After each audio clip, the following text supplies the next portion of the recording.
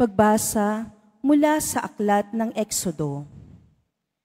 Noong mga araw na iyon, gumawa sina Moises at Aaron ng maraming kababalaghan. Ngunit hindi rin pumayag ang Faraon na umalis ang mga Israelita sa lupain ng Ehipto. Sinabi ng Panginoon kina Moises at Aaron, "Mula ngayon, ang buwang ito ang magiging unang buwan ng taon para sa inyo. At sabihin ninyo sa buong pamayanan ng Israel na sa 10 araw ng buwang ito, bawat puno ng sambahayan ay pipili ng isang kordero o bisirong kambing para sa kanyang pamilya. Kung maliit ang pamilya at hindi makauubos ng isang buong kordero, magsasalo-salo sila ng kalapit na pamilya na hindi rin makauubos ng isang buo. Ang dami ng magsasalo-salo sa isang kordero ay ibabatay sa dami ng makakain ng bawat isa. Kailangan ang kordero ay lalaki, 1 taong gulang, walang pinsala o kapintasan. Kung walang tupa, ay kahit kambing.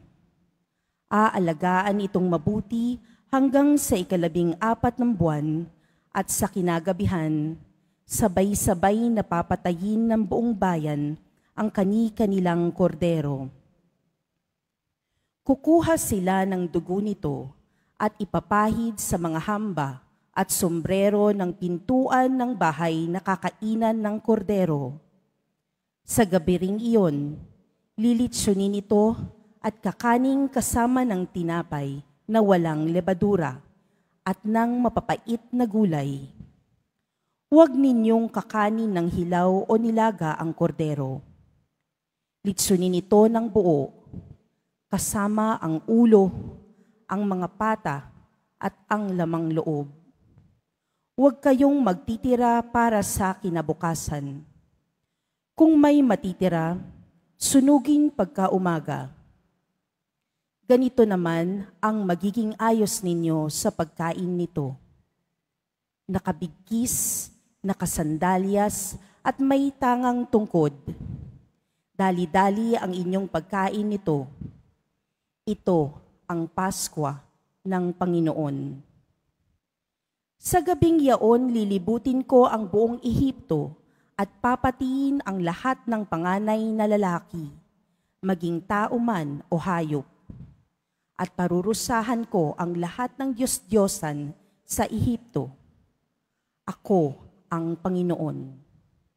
Lalampasan ko ang lahat ng bahay na makita kong may pahid ng dugo at walang pinsalang mangyayari sa inyo sa pagpaparusa ko sa buong Ehipto. Ang dugo ang siyang magiging palatandaan na Israelita ang nakatira sa bahay na yaon. Ang araw na ito'y ipagdiriwang ninyo magpakailanman bilang pista ng Panginoon. Ang salita ng Diyos. Salamat sa Diyos.